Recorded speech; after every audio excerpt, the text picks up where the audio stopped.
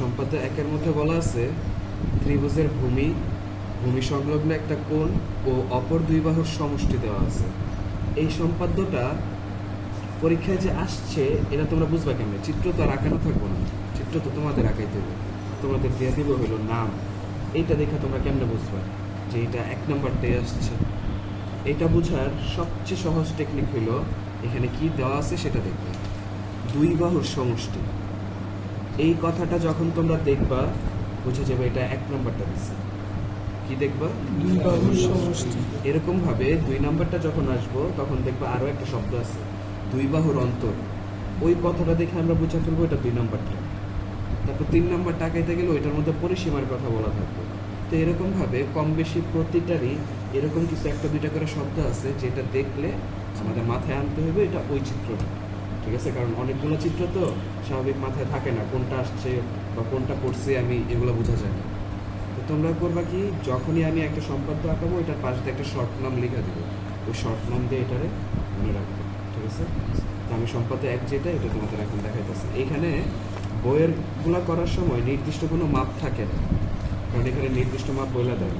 কিন্তু তোমরা যখন পরীক্ষায় দিবা বা গাইড থেকে যখন বোর্ড কোশ্চেনগুলো সলভ করবা তখন দেখা যাবে কি প্রতিটা বাহুর মান, কোণের মান এগুলো আগের থেকে দেওয়া থাকবে। তো তোমাদের সেই অনুযায়ী তখন আঁকাইতে হবে। ঠিক আছে? এখন যেহেতু কোনো নির্দিষ্ট মান নাই, আমি নির্দিষ্ট মান ছাড়াই বা মান ধরে নিজের মতো আঁকাই দিতেছি তোমাদের। দেখো এখানে সম্পাদ্য এক। সম্পাদ্য একের মধ্যে প্রথমে বলছে ত্রিভুজের ভূমি। ভূমি মানে কি? নিচের অংশটা। ধরো আমরা একটা ভূমি ধরে নেই এ। এ ধরো আনুমানিকভাবে আমি ধরতেছি হলো 5 সেন্টিমিটার, নিজের মন মতো আর কি ধরলাম 5 সেন্টিমিটার। এরপর বলছে ভূমি সংলগ্ন একটা কোণ, মানে ভূমির সাথে লাগানো আছে এমন একটা কোণ দেওয়া আছে এক্স। আর কোণটা কত ডিগ্রি সেটা আমি জানি না। ধরো আনুমানিকভাবে আমি ধরে নিলাম যে আমার কাছে 45 ডিগ্রি একটা কোণ দেওয়া আছে। তো 45 ডিগ্রি কোণটা কীভাবে আঁকাইবা? প্রথমে এরকমভাবে একটা দাগ দাও, তারপর যে চাঁদাটা আছে চাঁদাটা এই বিন্দুতে বসাও। চাঁদাটা বসাও, আশা করি চাঁদা বসায় তোমরা কোণ আঁকা পারো। এই যে নিচে যে লাল দাগটা আছে লাল দাগের উপরে এই চাঁদার কালো দাগটা বসাইলাম এখানে। ঠিক আছে? এখন এখান থেকে আমি বলছি কত 45, তারা হয়তো বা 40 দিতে পারে, 35 দিতে পারে, আনুমানিক এগুলোর মধ্যেই থাকে মানটা। তো যেটা দিব তোমরা চাঁদার মধ্যে সেটা নিব। তো আমি 45 বলছি, এখন 45 খোঁজো। এই যে দিক থেকে 45 খুঁজতেছি আমি, 10, 20, 30, 40, 50। 40 আর 50-এর মাঝখানেই বরাবর যে দাগটা আছে সেইটাই হইব আমার 45। ঠিক আছে? তো এই বরাবর ফোঁটা দেওয়ার পরে এতটুকু করে একটা দাগ দেওয়া ফেলো। এই যে এখান থেকে একটা দাগ দেওয়া ফেলো। ওই ফোঁটা পর্যন্তই দাগ দিতে হবে এমন না, জাস্ট ফোঁটা বরাবর বসাইলেই হবে। ঠিক আছে? তো ওই ফোঁটাটা যেহেতু ওই দাগের মধ্যে পড়ে গেছে তাহলে আমি আর ওই দাগ পর্যন্ত দিলাম না, এতটুকু দিলেও আমার হয়ে গেছে। কারণ আমার মেইন কাজ হলো এইখানে, এইখান থেকে কতটুকু বড় দিলাম কতটুকু ছোট দিলাম কিছু যায় আসে না। বুঝছো কথাটা? আচ্ছা, এখানে যে কোনটা হইব একটু পরে চাপটা দিই। এখন আমি আঁকানো শুরু করি। ও না, আরও কি দেওয়া আছে? অপর দুই বাহুর সমষ্টি দেওয়া আছে। তো অপর দুই বাহুর সমষ্টি এখানে দরকার ছিল আঁকা। অপর দুই বাহুর সমষ্টি ধরো 7 দেওয়া আছে, তো আমি ওই 7টাও আঁকাইনি। ত্রিভুজের বাহু কয়টা? তিনটা। তিনটার মধ্যে একটা হলো ভূমি, যেটা হলো এই যে এটা এ, এটা হলো ভূমির মানটা। ওইটা আমি কত ধরে করছি? 5 সেমি ধরে করছি। আর অপর যে দুইটা বাহু আছে, এই যে ভূমি যদি এইটা হয়, অবশ্যই এদিক দিয়ে দিকটা দুইটা বাহু আছে, এই দুইটা বাহুরে আলাদা আলাদাভাবে দেয় নেই, এই দুইটা বাহুরে যোগ করে তারা দিয়ে দিচ্ছে। আমি যোগ করে দিয়ে দিচ্ছে মানে কি, ওই যে সমষ্টি বলছে দুই বাহুর সমষ্টি, এটা ধরো 3 সেন্টিমিটার, এটা ধরো 4 সেন্টিমিটার, দুইটারে যোগ করলে কত হয়ে যাবে? সেটা 3, 4, 7 সেন্টিমিটার হয়ে যাবে, তাই না? তো এখন এইখান থেকে আমাদের মেইন আঁকানো শুরু। আচ্ছা, সমষ্টি যেটা ওইটারে এস ধরি আমরা, আর ওইটা দিয়ে রাখছে 7 সেন্টিমিটার, ওইটাও লেখা নেই 7 দিয়ে রাখছে কি, মানে আমি নিজে ধরছি আঁকার সুবিধার্থে। এখন প্রথমেই যে কোনো একটা বাহু আমরা ধরে নিব, যে কোনো একটা বাহু, এটার নাম দেবো হলো বিই। দেখো আমি আকানের সাথে সাথে কথাগুলো বলে দিতেছি, তোমরা যদি এইভাবে বইয়ের মতো কথাগুলো নাও বলতে পারো, আমি যেভাবে বলতেছি বা তোমরা যেভাবে আঁকো ওইভাবে কথাটা যদি একটু সুন্দর করে লিখতে পারো হয়ে যাবে। এমন না যে হুবহু বইয়ের মতো অঙ্কনটা লেখা লাগবে। এটা হলো নিজে যত ভালো করো, কারণ লেখা অত বেশি করবো না, টিচারটা দেখবো খালি লেখা আছে কিনা, অত ভালো করবো না। চিত্র যদি ভালো হয় সাথে সাথেই মনে করো ওইখানেই নাম্বার দেওয়া করবো। বুঝতে পারছো কথাটা? তো লেখাটা কেউ ছাইরা আসবে না। এখন প্রথমে আমাদের যেটা করা লাগবে, এখানে কম্পাসের কাজ শুরু হয়ে যাবে। প্রথমেই দেখো এখানে ভূমি যেটা আমাদের ছিল সেটা কত, এ 5 সেন্টিমিটার, তাই না? এটা সমান করবো আগে। কম্পাসের কাঁটা এক মাথায় বসাইবা, পেন্সিলের মাথা আরেক মাথায় বসাইবা, এই যে হইলো, ঠিক আছে না?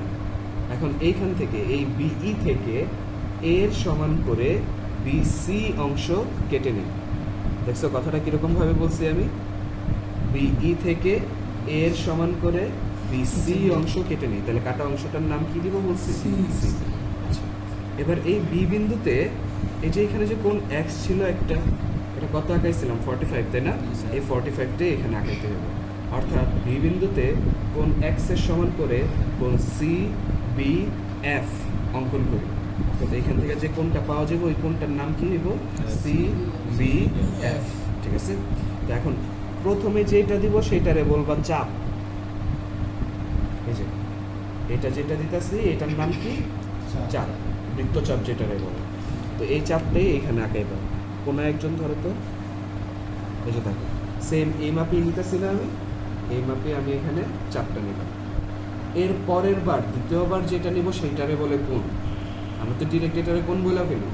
প্রথমটা চাপ, পরেরটা কোণ। চাপ নিজের মন মতো, নিজের যতটুকু মন চাইছে কম বেশি করে নিচ্ছে, কিন্তু কোণ কিন্তু এখানে যেটা আছে ওইটাই নিতে হবে। কীভাবে আমি পাবো কোণটা? এই যে দেখো এই কোণা থেকে যখন আমি এই কোণা পর্যন্ত বসাবো, এই যে দেখো এই যে এই কোণা পর্যন্ত বসাইছি না, এইটা হচ্ছে আমার কোণ। প্রথম দাগটা ছিল চাপ, দ্বিতীয় চাপ দাগটা হলো কোণ। এই যে এই কোণটা এই কোণা থেকে কেটে দিব, ঠিক আছে? কাটা হয়ে গেল। এখন এইখান দিয়ে যে দাগটা যাবো ওইটা হইব এফ রেখাটা। ওই যে বলছিলাম সি বি এফ, ওই এফ রেখাটা এখান থেকে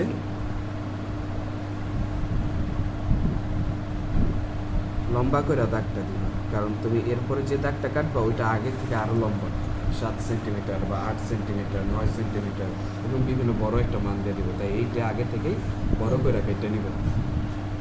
এফ বলছিলাম না, সি বি এফ হয়ে গেছে।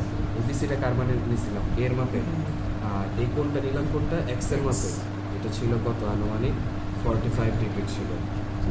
এখন এই বিএফ থেকে ওই যে সমষ্টি নিচ্ছিলাম না, সমষ্টি দেওয়া ছিল, বিএফ থেকে এস এর সমান করে বি ডি অংশ কেটে নিব আমরা। দেখো প্রথমে এস এর সমান করে বলছি না, তাহলে যে এস এর সমান করো আগে, এস এর সমান করলাম, এস এর সমান কইরা এইখান থেকে কেটে দিই, ঠিক আছে? এখন এই কাটা অংশটা কার মাপে নিচ্ছি আমরা? এস এর মাপে। আর কাটা জায়গাটার নাম বলছি বি ডি। বি তো আগে থেকে আছে, তাহলে নতুন করে কি দিতে হবে না? B D. এখন সিডি যোগ করবা, এই সিডি যোগ করবা। যোগ করা মানে কি? দাগ দেওয়া মিল করা, ঠিক আছে? তো আমি এই দুইটা দাগ দেওয়া মিল করি আপাতত। এই যে দেখো এখানে সিডি একটা দাগ টেনে মিল করলাম আমি, ঠিক আছে? এখন এইখানে একটা কোণা তৈরি হয়েছে না? আচ্ছা, এক কাজ করো, এই কোণাতে যে চাপটা হয় সেই চাপটা নাও। দেখছো কোথায় বসাইছি? দিতে।